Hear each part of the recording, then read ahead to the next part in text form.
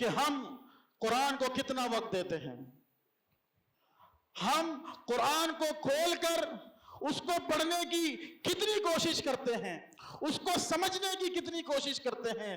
حالانکہ اس قرآن کے ذریعے اللہ رب العالمین نے اقوام کو تبدیل کر دیا۔ سب سے بڑی مثال صحابہ کرام رضوان اللہ علیہم اجمعین کی ہے، جو ایک دوسرے کے خون کے پیاسے ہوتے، اسلام لانے سے پہلے ایک دوسرے کے دست و گریباں ہوتے۔ جب یہ قرآن نازل ہوا، پھر قرآن نازل ہونے کے بعد قرآن نازل ہوا، قرآن پر عمل کیا گیا، اسلام کے اندر داخل ہوئے، پھر ایک دوسرے کے ساتھ محبت کرنے والے بنے۔ محمد الرسول اللہ والذین معہ اشداء علی الکفار رحماء بینہم۔ محمد الرسول اللہ صلی اللہ علیہ وسلم پر قرآن نازل ہوا۔ محمد الرسول اللہ صلی اللہ علیہ وسلم نے اپنے اصحاب کو اس قرآن کی تعلیم دی، اور ان قرآن کی تعلیمات سے صحابہ کرام رضوان اللہ علیہم اجمعین کی زندگیاں کس انداز سے تبدیل ہوئی۔ پھر اللہ رب العالمین فرماتے ہیں کہ یہ کافروں پر بڑے سخت ہو گئے، لیکن آپس میں بڑے نرم دل ہو گئے، محبت کرنے والے ہو گئے، ایک دوسرے کے ساتھ محبتیں، ایک دوسرے کے ساتھ شفقت، ایک دوسرے کے ساتھ آسانیاں، ایک دوسرے کے ساتھ نرمی۔ کب ہوا؟ جب انہوں نے قرآن کو اپنا لیا، قرآن کو اپنی زندگی پر لاگو کر لیا، پھر اللہ نے ان کی زندگیوں کو تبدیل کر دیا۔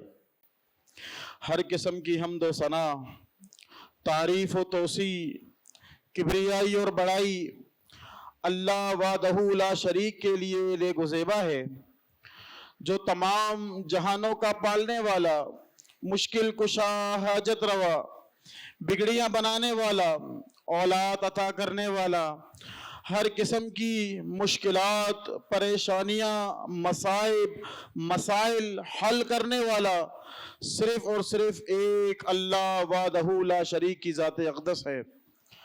لا تعداد انگنت درود و سلام ہو سید الاولین والآخرین، سید ولد آدم، امام کائنات، امام الرسل، خاتم النبیین، جناب محمد الرسول اللہ صلی اللہ علیہ وسلم کی ذات اقدس پر حمد و ثنا کے بعد اللہ رب العالمین اپنے مقدس کلام میں ارشاد فرماتے ہیں، لو انزلنا هذا القرآن، اللہ فرماتے ہیں اگر ہم قرآن کو نازل کر دیتے، علی جبل لرأیتہ خاشعا متصدعا من خشیت اللہ، اللہ فرماتے ہیں اگر ہم قرآن کو نازل کر دیتے پہاڑوں پر، تو اللہ کے ڈر سے، اللہ کے خوف سے، اللہ کی خشیت سے یہ پہاڑ ریزہ ریزہ ہو جاتے۔ وَتِلْكَ الْأَمْثَالُ نَضْرِبُهَا لِلنَّاسِ لَعَلَّهُمْ يَتَفَكَّرُونَ۔ اللہ رب العالمین فرماتے ہیں کہ یہ مثالیں ہم اس لیے بیان کرتے ہیں تاکہ لوگ تدبر کریں، لوگ فکر کریں، لوگ سوچنے پر مجبور ہوں۔ یعنی اللہ رب العالمین نے قرآن مجید کے اندر بے شمار مثالیں بیان کی ہیں، لیکن سب سے بڑی مثال اللہ رب العالمین نے اس قرآن اقدس کے متعلق فرمایا کہ یہ قرآن اتنی پرتاثیر کتاب ہے، یہ قرآن اتنی بہترین کتاب ہے، اس قرآن کے ذریعے لوگ اپنی زندگیاں بدل سکتے ہیں، یہ قرآن انسان کے دلوں کو تبدیل کر سکتا ہے، یہ قرآن انسان کے سخت دل کو نرم کر سکتا ہے، یہ قرآن انسان کے مسائل کو حل کر سکتا ہے۔ اس قرآن کے ذریعے اللہ رب العالمین بندوں کو شفا عطا کرتا ہے۔ اللہ رب العالمین فرماتے ہیں یہ قرآن ہے جو انسان کے دلوں کو نرم کرتی ہے، انسان کے مسائل کو حل کرتی ہے۔ اگر اس قرآن کو ہم نازل کر دیتے ان مضبوط بلند و بالا پہاڑوں پر تو اللہ فرماتے یہ قرآن اتنی تاثیر رکھتی ہے، اتنی پرتاثیر کتاب ہے، ان مضبوط چٹانوں کو، ان مضبوط پہاڑوں کو ریزہ ریزہ کر دیتی۔ پھر اللہ کیا فرماتے ہیں سمجھانے کے لیے وَتِلْكَ الْأَمْثَالُ نَضْرِبُهَا لِلنَّاسِ، اللہ فرماتے ہیں یہ مثالیں اس لیے بیان کی جاتی ہیں لَعَلَّهُمْ يَتَفَكَّرُونَ، تاکہ تم غور و فکر کرو، تم تدبر کرو اللہ رب العالمین تم سے کیا چاہتا ہے، اللہ رب العالمین کو کیا مطلوب ہے، اللہ رب العالمین کا یہ قرآن تم سے کیا چاہتا ہے، یہ قرآن کے احکامات تمہیں کیا سمجھانا چاہتے ہیں، یہ قرآن تمہیں کیا سبق دیتا ہے۔ اللہ رب العالمین اسی لیے فرماتے ہیں وَتِلْكَ الْأَمْثَالُ نَضْرِبُهَا لِلنَّاسِ لَعَلَّهُمْ يَتَفَكَّرُونَ، یہ مثالیں لوگوں کے لیے اسی لیے بیان کی جاتی ہیں تاکہ وہ غور و فکر کرے اللہ رب العالمین کو کس طرح کا بندہ مطلوب ہے، اللہ رب العالمین کس طرح اس سے راضی ہوتا ہے۔ اللہ رب العالمین یہ مثالیں اس لیے بیان کرتے ہیں۔ تو آج ہم غور کریں ذرا کہ ہم نے اپنے تعلق کو قرآن کے ساتھ کتنا مضبوط کیا، میرا تعلق قرآن کے ساتھ کتنا مضبوط ہے، میں دنیا کے تمام کاموں کو وقت دیتا ہوں، دنیا کے تمام کاموں کو اہمیت دیتا ہوں، دنیا کے اہم ترین کاموں کو سر فہرست رکھتا ہوں، کیا میں رب العالمین کے قرآن کو اہمیت دیتا ہوں، کیا رب العالمین کے اس کلام کو سر فہرست رکھتا ہوں، کیا میں تمام معاملات سے اس قرآن کو بالا تر رکھتا ہوں کہ نہیں رکھتا؟ آج مجھے فکر کرنے کی ضرورت ہے، سوچنے کی ضرورت ہے، تدبر کرنے کی ضرورت ہے۔ کیوں؟ کیونکہ اللہ رب العالمین خود فرماتا ہے لَعَلَّهُمْ يَتَفَكَّرُونَ، تاکہ لوگ غور و فکر کریں، لوگ تدبر کریں، لوگ سوچنے پر مجبور ہوں کہ اللہ رب العالمین سمجھانا کیا چاہتے ہیں۔ آج ہم صرف اس آیت پر غور کر لیں کہ جس آیت کے شروع میں ہی رب العالمین فرماتے ہیں کہ یہ قرآن بلند و بالا مضبوط چٹانوں کو ریزہ ریزہ کر سکتی ہے، تو کیا یہ قرآن ہمارے دلوں کو تبدیل نہیں کر سکتی؟ کیا یہ قرآن ہمارے مسائل کو حل نہیں کر سکتی؟ کیا یہ قرآن ہماری زندگیوں کو تبدیل نہیں کر سکتی؟ کیا یہ قرآن ہماری زندگیوں میں خوشحالی نہیں لا سکتی؟ کیا یہ قرآن ہمارے زندگیوں سے غموں کو، پریشانیوں کو، مسائل کو، مصائب کو دور نہیں کر سکتی؟ یہی قرآن ہے جو تمام مسائل کا حل ہے، اور یہی قرآن اللہ رب العالمین کا فرما بردار بندہ بناتی ہے۔ لیکن افسوس ہے ہمیں اپنے اوپر، معاشرے کے تمام افراد پر، جنہوں نے اس قرآن کے ساتھ جو سلوک کیا، واللہ ہر شخص خود جانتا ہے کہ ہم قرآن کو کتنا وقت دیتے ہیں، ہم قرآن کو کھول کر اس کو پڑھنے کی کتنی کوشش کرتے ہیں، اس کو سمجھنے کی کتنی کوشش کرتے ہیں، حالانکہ اس قرآن کے ذریعے اللہ رب العالمین نے اقوام کو تبدیل کر دیا۔ سب سے بڑی مثال صحابہ کرام رضوان اللہ علیہم اجمعین کی ہے، جو ایک دوسرے کے خون کے پیاسے ہوتے، اسلام لانے سے پہلے ایک دوسرے کے دست و گریباں ہوتے۔ جب یہ قرآن نازل ہوا، پھر قرآن نازل ہونے کے بعد قرآن نازل ہوا، قرآن پر عمل کیا گیا، اسلام کے اندر داخل ہوئے، پھر ایک دوسرے کے ساتھ محبت کرنے والے بنے۔ محمد الرسول اللہ والذین معہ اشداء علی الکفار رحماء بینہم۔ محمد الرسول اللہ صلی اللہ علیہ وسلم پر قرآن نازل ہوا. محمد الرسول اللہ صلی اللہ علیہ وسلم نے اپنے اصحاب کو اس قرآن کی تعلیم دی اور ان قرآن کی تعلیمات سے صحابہ کرام رضوان اللہ علیہم اجمعین کی زندگیاں کس انداز سے تبدیل ہوئی. پھر اللہ رب العالمین فرماتے ہیں کہ یہ کافروں پر بڑے سخت ہو گئے لیکن آپس میں بڑے نرم دل ہو گئے, محبت کرنے والے ہو گئے, ایک دوسرے کے ساتھ محبتیں, ایک دوسرے کے ساتھ شفقت, ایک دوسرے کے ساتھ آسانیاں, ایک دوسرے کے ساتھ نرمی. کب ہوا؟ جب انہوں نے قرآن کو اپنا لیا, قرآن کو اپنی زندگی پر لاگو کر لیا, پھر اللہ نے ان کی زندگیوں کو تبدیل کر دیا. آج ہمارے گھروں کا کیا حال ہے؟ ہمارے گھروں میں قرآن کب پڑھا جاتا ہے؟ سالوں بعد. اگر توفیق مل گئی کبھی کبھار قرآن کھول دیا, وگرنہ قرآن تو اتنا اوپر رکھا جاتا ہے کہ ہاتھ بھی نہ پہنچے, اور قرآن کو جب اتارا جائے وہ دھول مٹی سے بری ہوئی ہوتی ہے. اکثر گھروں کا یہ حال ہے. تو یہ سوچنے کی بات ہے, فکر کرنے کی بات ہے, تدبر کرنے کی بات ہے, غور کرنے کی بات ہے. ذرا ہم سوچیں ہم کس راہ پر گامزن ہیں. ہم اللہ رب العالمین کے ساتھ, قرآن کے ساتھ, اللہ کے رسول کی احادیث کے ساتھ, سنتوں کے ساتھ ہم کیا سلوک کرتے ہیں؟ بظاہراً ہم کیا کہتے ہیں کہ قرآن سے ہمیں محبت ہے, قرآن اللہ رب العالمین کی کتاب ہے, اس قرآن پر ہم ایمان رکھتے ہیں, قرآن سے ہم محبت کرتے ہیں, لیکن ہمارا طرز عمل کیا ہے, ہمارے معاملات کیا ہیں؟ ہم قرآن کے دشمن بنے ہوئے ہیں.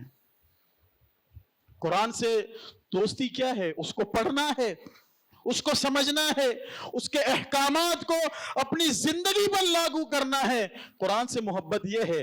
قرآن سے محبت یہ نہیں ہے کہ صرف ضرورت کی حد تک اسے کپڑے سے نکال کر 2 آیات پڑھ کر, یا جب بیٹی کو رخصت کر رہے ہوں اس کے سر پر قرآن رکھے اور گھر سے رخصت کے. یہ قرآن اس لیے نہیں ہے. اس قرآن کو اللہ رب العالمین نے زندگیوں کی تبدیلیوں کا سبب بنایا ہے.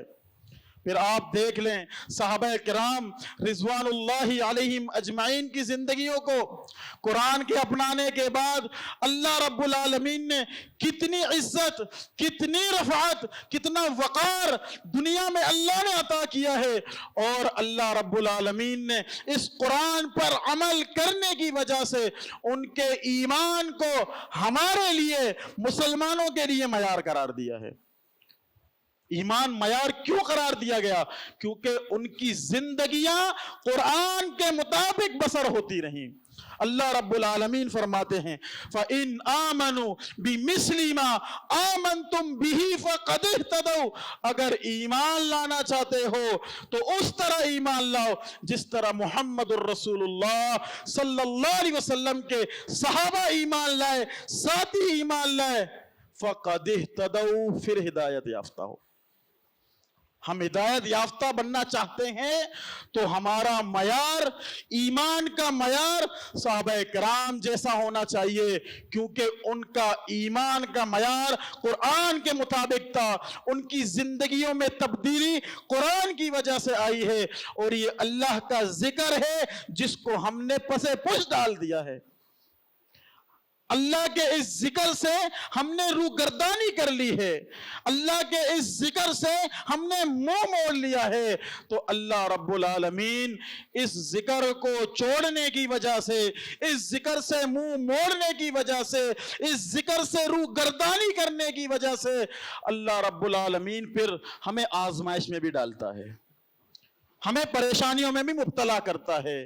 مختلف قسم کی آزمائشوں میں, بیماریوں میں, مصائب میں, مسائل میں, اولاد کی نافرمانیوں میں, بیویوں کی نافرمانیوں میں, گھروں میں ناچاکیوں میں, مختلف قسم کے مسائل میں آج ہر شخص مبتلا ہے. ہر شخص کسی نہ کسی سے پوچھ لیں، اگر وہ کاروباری ہے کاروبار میں پریشان ہے، اگر استاد ہے تو اپنے شاگردوں سے پریشان ہے، اگر باپ ہے اولاد کی نافرمانی سے پریشان ہے، شوہر ہے بیوی کی نافرمانی سے پریشان ہے، گھر کا سربراہ ہے گھر کے ماحول سے پریشان ہے، کسی نہ کسی پریشانی میں مبتلا ہے۔ کیوں؟ کیونکہ اللہ رب العالمین فرماتے ہیں وَمَنْ أَعْرَضَ عَنْ ذِكْرِي فَإِنَّ لَهُ مَعِيشَةً ضَنْكًا۔ اللہ فرماتا ہے جو ہمارے ذکر کو پسے پش ڈال دے گا، جو ہمارے ذکر سے روگردانی کرے گا، جو ہمارے ذکر کو اختیار نہیں کرے گا، جو ہمارے ذکر کو اپنی زندگی پر لاگو نہیں کرے گا، جو ہمارے ذکر کو یعنی قرآن کو اپنے معاملات پر سر فہرست نہیں رکھے گا، تو اللہ فرماتے ہیں فَإِنَّ لَهُ مَعِيشَةً ضَنْكًا، اللہ اس کی معیشت کو تنگ کر دے گا، اللہ اس کو مختلف آزمائشوں میں مبتلا کر دے گا، اللہ رب العالمین طرح طرح کی پریشانیوں میں، بیماریوں میں، مصائب میں، مسائل میں مبتلا کر دے گا۔ کیوں؟ کیونکہ اللہ رب العالمین کے ذکر سے روگردانی کی گئی ہے، اللہ رب العالمین کو چھوڑ دیا گیا ہے، رسول اللہ کی احکامات کو پسے پش ڈالا گیا ہے، اسوہ حسنہ کو پسے پش ڈال دیا گیا ہے، احادیث کو پسے پش ڈال دیا گیا ہے۔ تو اسی لیے اللہ نے دنیا میں بندے کو ذلیل کر دیا، خوار کر دیا، پریشانیوں میں مبتلا کر دیا۔ لیکن یاد رکھیں یہ صرف پھر دنیاوی معاملات ہیں، یہ دنیاوی پریشانیاں ہیں، یہ دنیاوی آزمائشیں ہیں۔ پھر اس دنیا کے بعد جو ہمیشہ والی زندگی ہے، دنیا کی زندگی تو ختم ہونے والی ہے، یہ عارضی زندگی ہے، اصل زندگی اس کے بعد شروع ہونے والی ہے، جو اخروی زندگی ہے اس کی آزمائشیں کیا ہوں گی؟ اللہ رب العالمین فرماتے ہیں وَنَحْشُرُهُمْ يَوْمَ الْقِيَامَةِ أَعْمَى، پھر قیامت کا دن ہوگا، پھر اس بندے کو اللہ رب العالمین اندھا کر کے اٹھائے گا، اندھا ہوگا، ساری انسانیت جمع ہوگی، پوری انسانیت کے سامنے رب کا دربار سجا ہوگا اور یہ بندہ نافرمان کھڑا ہوگا لیکن اندھا ہوگا۔ پھر رب سے سوال کرے گا اے اللہ میں دنیا میں اچھا بھلا دیکھنے والا تھا، میری بصیرت صحیح تھی، میری آنکھیں صحیح تھی، میری بینائی درست تھی، میں ان آنکھوں سے دور دور تک دیکھتا، اور آج قیامت کا دن ہے میں اندھا کیوں ہوں؟ اللہ نہ کرے، اللہ نہ کرے ہمارا شمار ان لوگوں میں ہو جائے تو کیا جواب ہوگا، کیا معاملہ ہوگا؟ اگر اس سوال کا جواب ہم اب خود سوچ لیں، خود سوچ لیں، اس سوال پر ذرا خود نظر ثانی کر لیں، دنیا میں رہ کر رب کے اس گھر سے مسجد سے 5 دفعہ آواز آتی حی علی الصلاۃ حی علی الفلاح، نماز کی طرف آ جاؤ، کامیابی کی طرف آ جاؤ، اذان سننے کے باوجود میں بہرا بنا رہا، رب کے فرمان کو سننے کے بعد میں بہرا بنا رہا، نظر انداز کرتا رہا، رب کے ذکر کو پسے پش ڈالتا رہا، اور اللہ رب العالمین مجھے مختلف آزمائشوں میں ڈال کر اپنی نشانیاں دکھاتا رہا۔ یہ بندہ آزمائش میں مبتلا ہے، میری طرف پلٹ کر آئے گا، مجھ سے توبہ کرے گا، پھر بھی بندہ رب کی نشانیوں کو دیکھنے کے باوجود اندھا بنا رہا۔ جب دنیا میں سماعت کے باوجود بہرا بنا رہا، بینائی کے باوجود اندھا بنا رہا، پھر قیامت کا دن ہوگا، ساری انسانیت جمع ہوگی، رب کا دربار سجا ہوگا، اور یہ بندہ نافرمان کھڑا ہوگا اندھا ہو کر، اور پھر رب سے سوال کر رہا ہوگا اے اللہ میں اندھا کیوں ہوں، میرا معاملہ کیا ہے، میں دنیا میں بڑا بینائی والا تھا، دیکھنے والا تھا، بصیرت والا تھا، اور آج میں اندھا ہوں۔ تو اسی لیے ہمیں غور کرنا چاہیے کہ میرا معاملہ قرآن کے ساتھ کیسا ہے، رب کے ذکر کے ساتھ کیسا ہے، میں اپنے رب کو کتنا وقت دیتا ہوں، رب کے قرآن کو میں کتنا وقت دیتا ہوں، میں اپنے تعلق کو رب کے قرآن کے ساتھ کتنا مضبوط کرتا ہوں۔ آج مجھے فکر کرنے کی ضرورت ہے۔ رب مختلف آیات میں، قرآن کی مختلف صورتوں میں جا بجا اللہ رب العالمین بندے کو غور و فکر کی دعوت دیتا ہے۔ اسی لیے اس آیت کے آخر میں اللہ نے کہا وَتِلْكَ الْأَمْثَالُ نَضْرِبُهَا لِلنَّاسِ لَعَلَّهُمْ يَتَفَكَّرُونَ۔ اللہ فرماتے ہیں یہ مثالیں لوگوں کے لیے بیان کی جاتی ہیں تاکہ وہ غور و فکر کریں۔ تو اللہ رب العالمین غور و فکر کی دعوت دیتا ہے تاکہ بندہ غور و فکر کرے اور اپنے رب کی طرف لوٹ جائے۔ لیکن اللہ رب العالمین کتنا غفور الرحیم ہے، اللہ رب العالمین غلطیوں سے درگزر کرنے والا ہے۔ اللہ رب العالمین، رسول اللہ صلی اللہ علیہ وسلم نے فرمایا، صحیح بخاری کی حدیث ہے کہ اللہ رب العالمین نے رحمت کے 100 درجے بنائے، 100، اس میں سے ایک حصہ، ایک درجہ اس زمین پر نازل کیا، اور اس ایک رحمت کے جز کی وجہ سے، اس رحمت کے ایک حصے کی وجہ سے دنیا میں جتنی بھی مائیں ہیں سب اپنے اپنے بچوں سے محبت کرتی ہیں۔ اب وہ مائیں انسانوں کی ہوں، جانوروں کی ہوں، چرند پرند کی ہوں، حتیٰ کہ کیڑے مکوڑوں کی ہی کیوں نہ ہو، اپنے اپنے بچوں سے محبت کرتی ہیں۔ اور ہم اندازہ لگائیں جس رب کے پاس 99 درجے موجود ہوں وہ اپنے بندے سے کتنی محبت کرتا ہوگا۔ اللہ رب العالمین فرماتے ہیں جب بندہ ہے غلطی کر لیتا ہے، رسول اللہ صلی اللہ علیہ وسلم فرماتے ہیں کل بنی آدم خطاؤن وخیر الخطائین التوابون، آدم کی اولاد خطا کار ہے، غلطی کرنے والی ہے، گناہ ہو جاتے ہیں اس سے، لیکن سب سے بہترین کون ہے؟ جو گناہ ہونے پر فوراً اپنے رب کی طرف رجوع کرے، اپنے رب کی طرف پلٹ جائے۔ جو پلٹ جائے تو اللہ رب العالمین فرماتے ہیں اِلَّا مَن تَابَ وَآمَنَ وَعَمِلَ عَمَلًا صَالِحًا فَأُولَئِكَ يُبَدِّلُ اللَّهُ سَيِّئَاتِهِمْ حَسَنَاتٍ۔ اللہ فرماتے ہیں جو توبہ کر لے، پھر توبے پر قائم ہو جائے، توبے کو چھوڑ نہ دے، بندہ توبہ کرے پھر گناہ کرے، پھر توبہ کرے پھر گناہ کرے، پھر اللہ کو ایسے توبے کی ضرورت بھی نہیں ہے۔ پھر ایک بندہ توبہ کرتا ہے، اس توبے پر قائم رہتا ہے، پھر نیک اعمال کرتا چلا جاتا ہے، پھر اللہ فرماتے ہیں فَأُولَئِكَ يُبَدِّلُ اللَّهُ سَيِّئَاتِهِمْ حَسَنَاتٍ۔ زندگی میں اس بندے سے جتنے بھی گناہ ہو گئے اللہ تعالیٰ ان تمام گناہوں کو نیکیوں میں بدل دے گا۔ اللہ رب العالمین سے دعا ہے اللہ رب العالمین ہمیں صحیح معنوں میں قرآن اور حدیث کے مطابق زندگی بسر کرنے کی توفیق عطا فرمائے۔